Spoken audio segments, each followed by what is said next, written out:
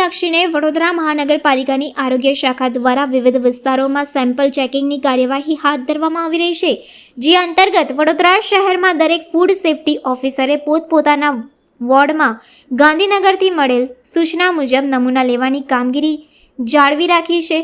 આજ રોજ વડોદરા શહેરના અલકાપુરી વિસ્તારમાં આવેલ વૈભવી હોટેલમાંથી પનીરના નમૂના તપાસ અર્થે લેવામાં આવ્યા હતા। અધિકારી દ્વારા જણાવવામાં આવ્યું હતું કે રિપોર્ટ બાદ આ પનીર ખાદ્ય છે કે અખાદ્ય તે જાણી શકાશે।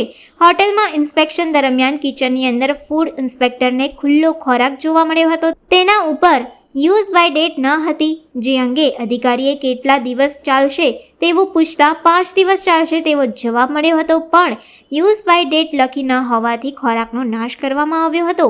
ઉલ્લેખનીય છે કે તહેવાર ટાણે આરોગ્ય શાખા દ્વારા જે પણ ચીજવસ્તુઓના નમૂના લેવામાં આવે છે તેનો રિપોર્ટ ખૂબ જ સમય પછી આવતો હોય છે। દરમિયાન લોકો તે ચીજવસ્તુ આરોગી જતા હોય છે અને ત્યારબાદ જો રિપોર્ટ સબ સ્ટેન્ડર્ડ આવે તો કાર્યવાહી થાય છે। ત્યારે આજના આધુનિક સમયમાં આટલી ટેકનોલોજી ઉપલબ્ધ હોવા છતાં તાત્કાલિક રિપોર્ટ સામે આવે તો આરોગ્ય વિભાગની કામગીરી પ્રજાલક્ષી ગણાવી શકાય। બાકી ચીજવસ્તુઓ આરોગી લીધા બાદ જો રિપોર્ટ સબ સ્ટેન્ડર્ડ આવે તો લોકોના સ્વાસ્થ્યને જોખમ સ્વરૂપ તો હોય જ છે। આ દરમિયાન પાલિકા દ્વારા નિયમ અનુસાર કાર્યવાહી કે દંડની કાર્યવાહી થતી હોય છે, પણ આના કારણે જમીનની ધરતાલ ઉપર કોઈ યોગ્ય બદલાવ આવતો નથી। વડોદરા શહેરમાં દરેક ફૂડ સેફ્ટી ઓફિસરે પોતપોતાના વોર્ડમાં ગાંધીનગરથી સૂચના છે મુજબ નમૂના લેવાની કાર્યવાહી ચાલુ કરે છે। આજરોજ અલકાપુરી વિસ્તારમાં એક્સપ્રેસ હોટલમાં પનીરના નમૂના લેવાની કાર્યવાહી ચાલુ છે।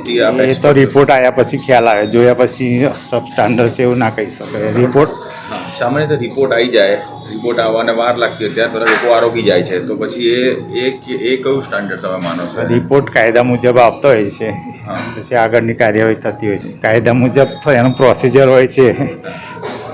ઇન્સ્પેક્શન કરતાં કિચનમાં તૈયાર ખોરાક હતો, એના પર યુઝ બાય ડેટ કીધું, મેં પૂછ્યું કેટલા દિવસ ચાલે, તો 5 દિવસ, પણ યુઝ બાય ડેટ લખેલું નહોતું, તો તૈયાર ખોરાકનો નાશ કરવામાં આવ્યો છે।